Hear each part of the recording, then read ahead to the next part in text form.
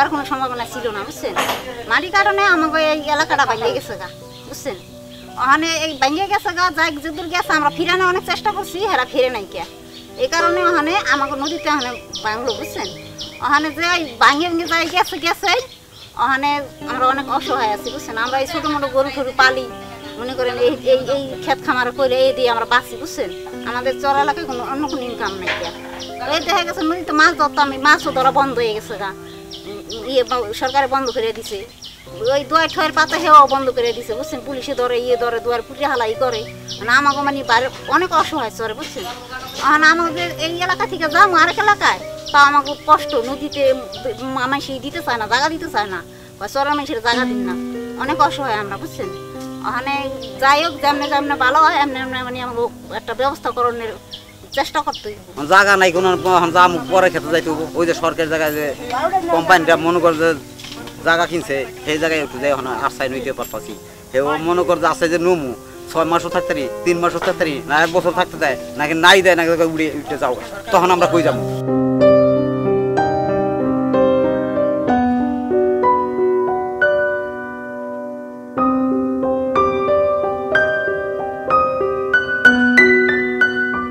গাঙ্গে ভেঙে যাইতেছে গা, বাড়িঘর সব জায়গা জমি সব লয়ে গেছে গাঙ্গে। ওখানে থাকতে পারতেছি না, এই বাড়িঘর ভেঙে গাছপালা কেটে যাইতেছি গা, যাইতেছি। আমাকে নিজস্ব কোনো জায়গা নাই, পরের জায়গায় সরকারি জায়গায়, এর কোনো নিশ্চিত নাই। আমাকে কোন সময় ভেঙে দেয় এটা আমাকে নিশ্চিত নাই। আমরা অসহায় পড়ছি, আমাকে নামাই না জায়গা নাই, ওখানে ওই জায়গাটায় নামাইতেছি। ওখানে হেরা যদি আমাকে রাখতে পারে, নাহলে দূরে দিলে দূরে দিতে পারে, এটাই আমাকে। আর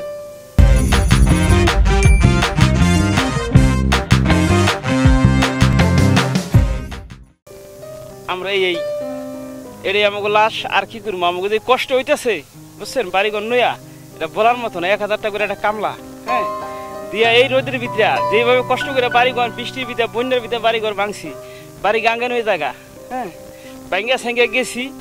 একদিনে 30 জন মানুষ নিয়েছি, বেগার সেগার মিল্লা নিয়া ভাঙ্গা সেঙ্গা গেছি। আল্লাহ নিচে ওখানে বলে যে 5-7 দিন ধরে গাছ গাছলা কাটতেছি। কি করবো, অসহায়, কোনো রাস্তা নাই, ঘাট নাই, আইতে পারি না, যাইতে পারি না। মানুষের কাম করছে, এই অবস্থায় আমরা আছি, আমি এত কষ্টের মধ্যে আছি। 2টা ছেলে বুঝেছে, তারপর তো কোনো বলা 2টা ছেলে বুঝেছে আছে। বাড়িতে মেরিতের ক্ষেত্রে নিয়ে বাহানা ছেলে বুঝে খাইছে। ওনার আমাকে উপায় নেই, আমাকে পাতানো মারি নেই, আমাকে উপায় নেই, আমাদের সব ভাঙ্গে কোনো কোনো কবে করে যে বাংলা। তখন এই বাংলাতে আমাকে গেলে শেষ। পরে দেখতে লাগলাম কই জায়গা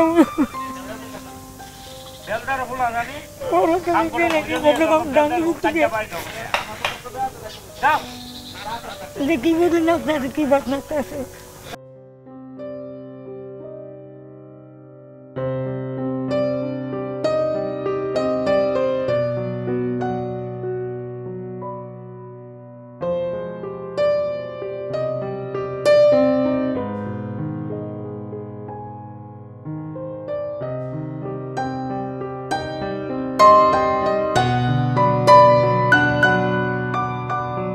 বর্ষা মৌসুম আসার সাথে সাথে আমাদের এই এলাকা নদী ভাঙ্গা লাগছে। আমাদের এখানে প্রায় 2 থেকে 250 পরিবার বিভিন্ন জায়গায় ছড়াই ছিটাই গেছে। আর কিছু মানুষ আছে আমার এই যে প্রজেক্ট মানে সরকারি জায়গায় চলে গেছে। এখন তারা নিঃস্ব অসহায়। আর যদি সরকারি জায়গায় নাও থাকতে দেয় তাইলে আরও বিপদ আমাদের গাড়ি এসে পড়বো। আমরা জানি না যে কোথায় যাব বা কী কেমনে আমরা বসবো। আমাদের যে দেশের মানুষজন তারা সবাই অক্ষম।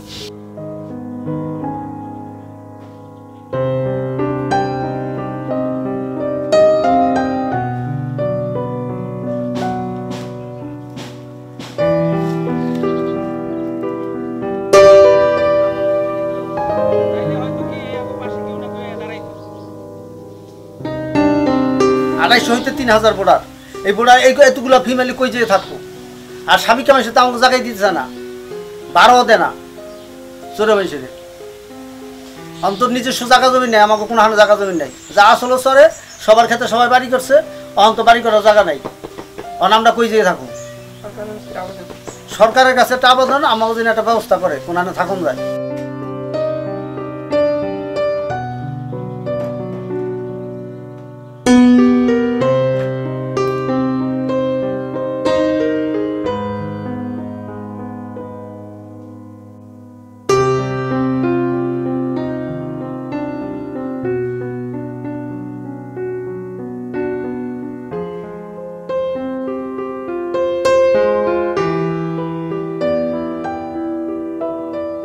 নদীর কারণে ভাঙে ছিল সব চলে গেলাম। এখন এখন তার থাকার কোনো জায়গা নাই, থাকার কোনো রাস্তাও নাই। এখন আমরা সরকারি জায়গায় যাইতেছি গা, যদি আল্লাহ এখন রাখে থাকতে পারি, না রাখতে কথা নেই।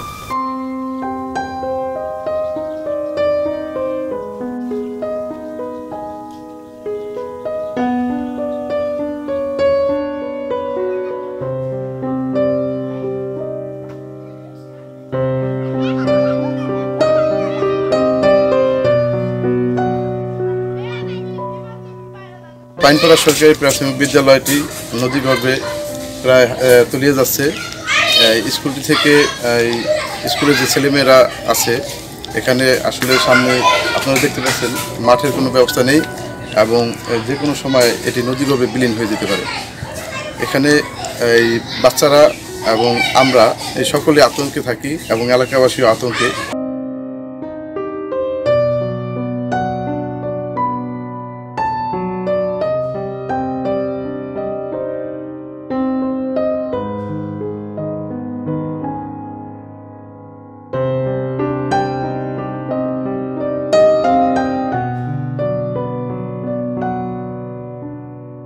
এলাকাটি যখনই ভাঙনের সম্মুখীন হয়েছে আমরা বালিভর্তি জিও ব্যাগ ডাম্পিং ও প্লেসিং করে এলাকাটির ভাঙন রোধ করেছি। এলাকাটিতে স্থায়ী বেড়িবাঁধ নির্মাণের জন্য আমরা ঊর্ধ্বতন কর্তৃপক্ষকে অবহিত করব। ঊর্ধ্বতন কর্তৃপক্ষের নির্দেশনা সাপেক্ষে আমরা পরবর্তী প্রয়োজনীয় ব্যবস্থা গ্রহণ করব।